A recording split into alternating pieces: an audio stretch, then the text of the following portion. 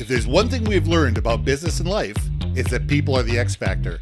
They constantly surprise us, both in amazing ways and not so much. We're Ben and Syya, and welcome to the Gnaw on This Business Bytes podcast. This show is all about real life things we all deal with every day, how they relate to business, and how to make some sense out of our daily chaos. Welcome to the show.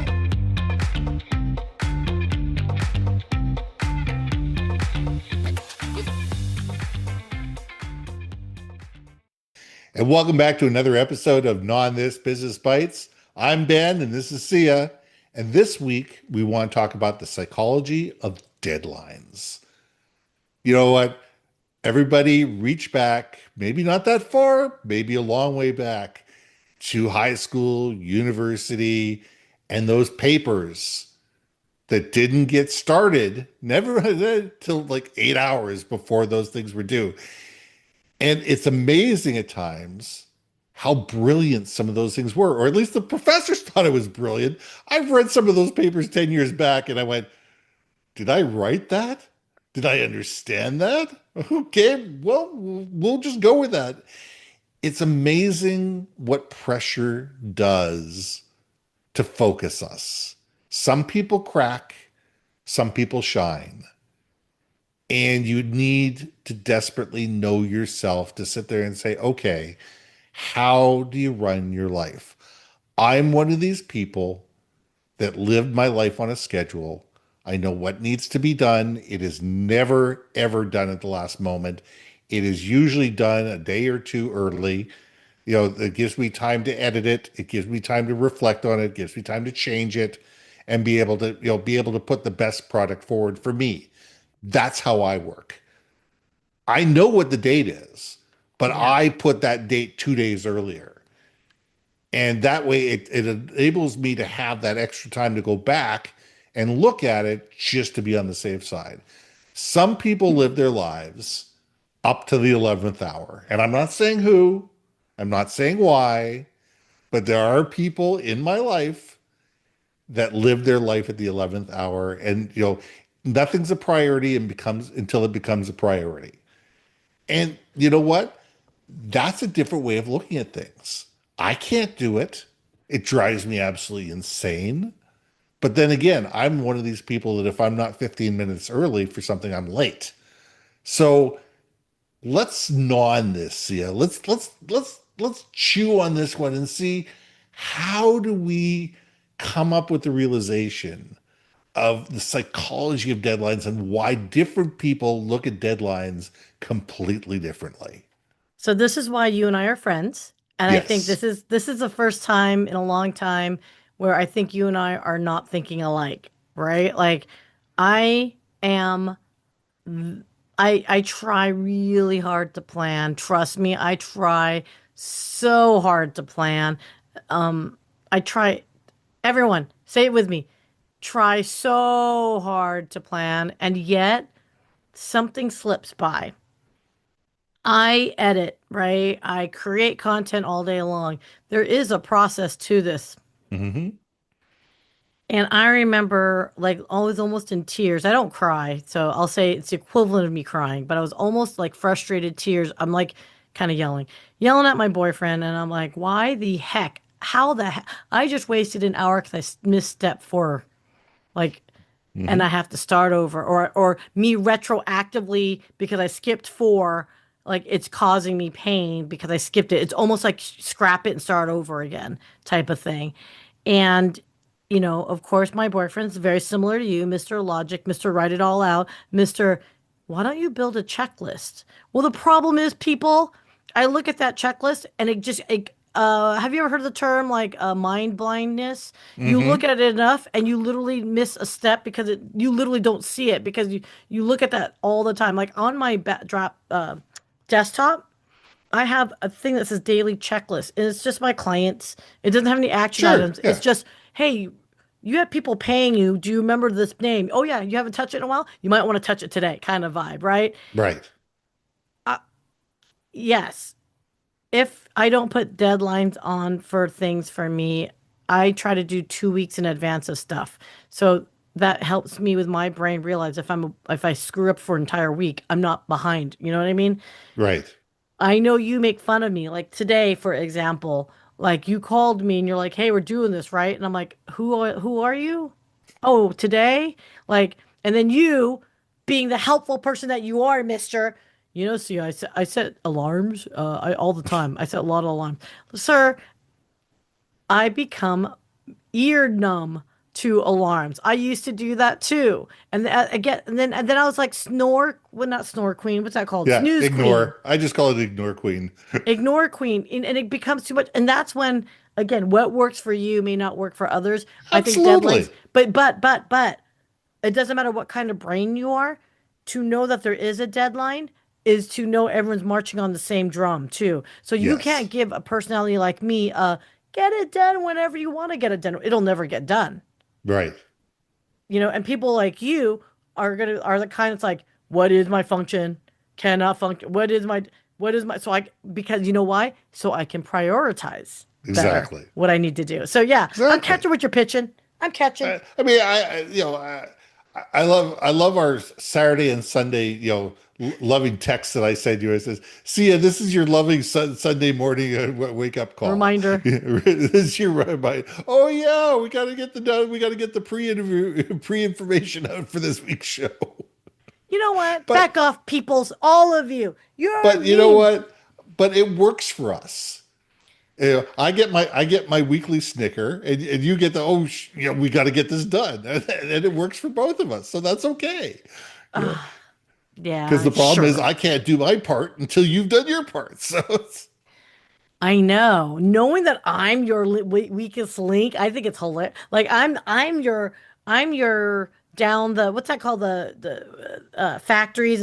Like yeah, you're just standing there playing tiddlywinks until you're like my stuff is done. I think conveyor belt. yeah, You're just I'm down the conveyor belt waiting for my piece to show up. Exactly. oh my But gosh, we that's so all funny. we all have our idiosyncrasies. Mm, God knows I have enough of them. God knows enough, and for me, you know, I just don't ever want to have anybody waiting on the conveyor belt for me. Like fine, whatever, dude. it's just no. That's just me. That's my Yeah. idiosyncrasy. That's my anal retentiveness. We have a shirt that says I don't have OCD. I have CDO because the letters are arranged in perfect order. Yeah. So it's I understand I have OCD when it comes to certain things. There's certain things that it needs to be right. It needs to be done, on time. It needs to be done early, and this is okay because that's how I function. But for me to sit there and put my demands and my schedule and how I do business and how I deal with deadlines on everybody else is unrealistic. My attitude is this needs to happen by Tuesday at 3 o'clock because Tuesday at 5 o'clock I'm presenting it, and I need 2 hours to be able to put this thing together before the meeting. Mm. I prefer it the night before, but I need to have it. You know, it That's needs to you. be That's you perfect. being really kind, by the way. It Two needs to hours be before. perfect. Yeah, it needs to be perfect. It needs the 2 hours before, so I have time, and I will have booked those 2 hours before the meeting to reread the note. I'll be rereading the notes anyway and doing all that kind of stuff. But where I go crazy is when somebody promises me something and then they let me down. Yeah. They don't fulfill their part of the bargain. Right. They don't fulfill, and unfortunately, you know, with vendors, and I've tell vendors this one and done. I say you either lie to me or you let down my clients, and it doesn't matter if it's my internal client or my external client. You're done. We're done. I will go find somebody else who can. And this is the conversation that I have with vendors. With internal clients, it's a different conversation. But with vendors, if there's going to be a problem, I need to know early and often what the problem is, what you're doing about it, what the resolution is, and how we're going to position this to the customer. And if you can be open and honest and let me know that a week ahead of time, this has been, we can't get the raw materials for this. Our vendors out of stock. We can't. We've checked three other sources. We can't do that. Okay, now I can go back to the client and say, look, we've run into a sourcing issue where we can use this product instead of this product. We can get that product. Will that work for you? Here's what the ramifications are. This is what, it's either going to cost a little bit more money, or it's not as good quality, or this is where the problem is, and give them a couple so the customer can make a decision. But if you leave it to the last minute and says, oh well, I couldn't get the raw material, so I didn't go bother, you're done. You're absolutely, in my life, in my world, you're done. Yeah. Yeah. You remind me of another conversation previous, I think, where we're talking about like, setting the boundaries of in communication, right? Right. And having the ability to do that. Um, it's funny with deadlines, especially if you're talking with whoever, either client, internal or external client. I'd mentioned at the very end how, how is it that we're still friends and what was it about a communication? You just mentioned deadline, and I remember there was one project that kind person gave us their deadline, which is fine because that's our deadline, not Yeah. my deadline, right?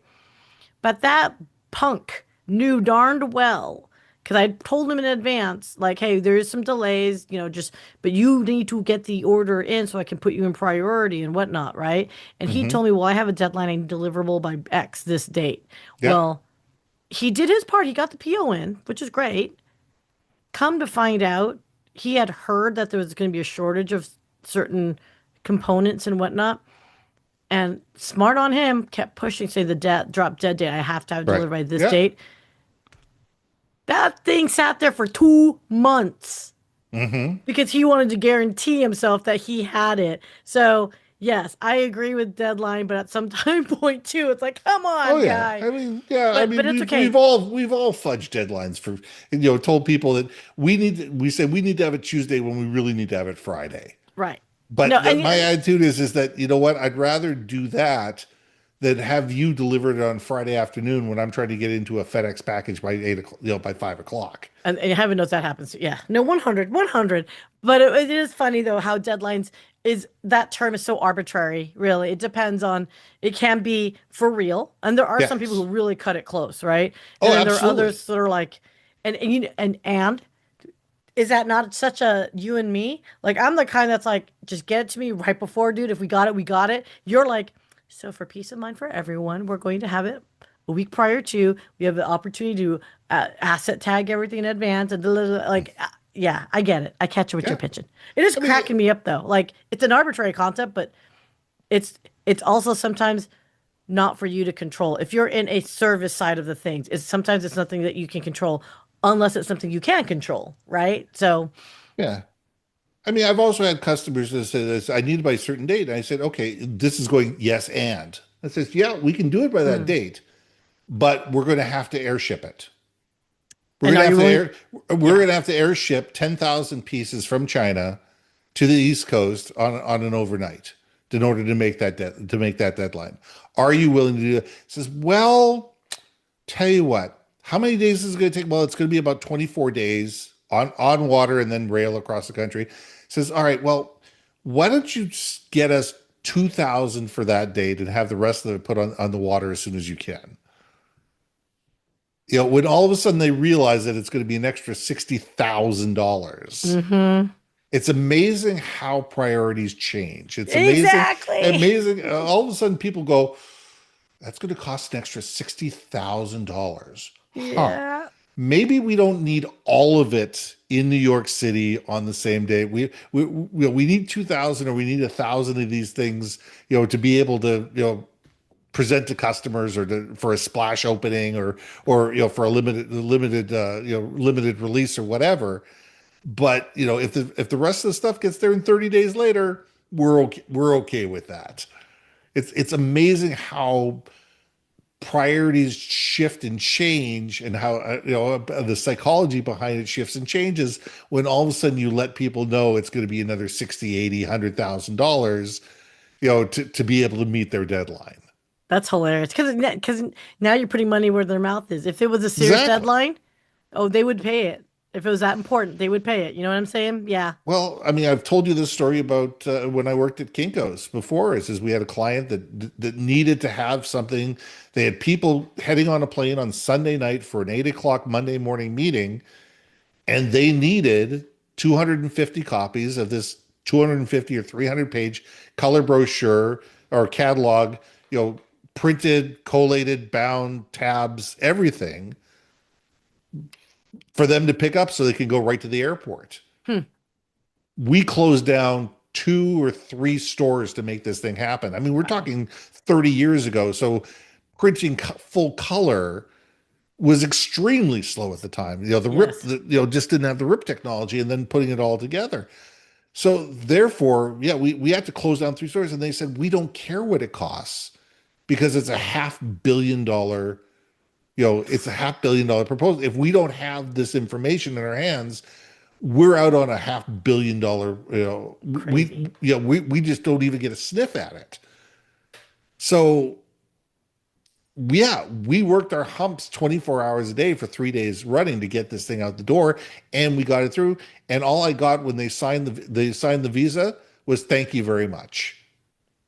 We really appreciate it. There At was least no pushback on price whatsoever. perfect. Yeah, it matters. Yeah, no, I know we can keep talking about this, but I do think deadlines, again, I'm going to argue they are arbitrary. It can be for whatever need, arbitrary in the context of when they really, really want it, they will pay for it and it will get done. I think, so many great memories of deadlines. I mean, we live by deadlines every We day. do. Some find it anxiety inducing. Others, like me, I kind of get I'm not gonna lie, I get a bit of a rush, a high. Partially because I didn't plan it. I'm like, oh crap, right?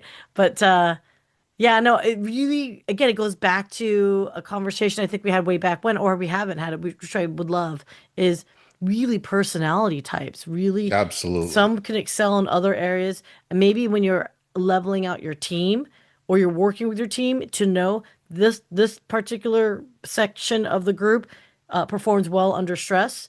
And this one does not, and just like know how to work accordingly with them. And as a manager or leader, to know that whatever deadline you set, just know one portion of the group might need more nudging than others. That's all. That's all I'm gonna So say to that. speaking of deadlines, we've reached ours. So let's land this plane. I'm Ben, I see ya. and we'll see you soon. Hey, hey, hey. Thanks for listening to another episode of Not on This Business Bites. If you liked what you heard, we most humbly ask that you like, share, and hit that subscribe button. And if you want to communicate more effectively within your organization, contact Ben at yourbrandmarketing.com or me at brilliantbeammedia.com. We can help you build your community, brand awareness, and personality through digital content and podcasting. We cannot wait to hear from you. So see you next week for another episode of Not on This Business Bites.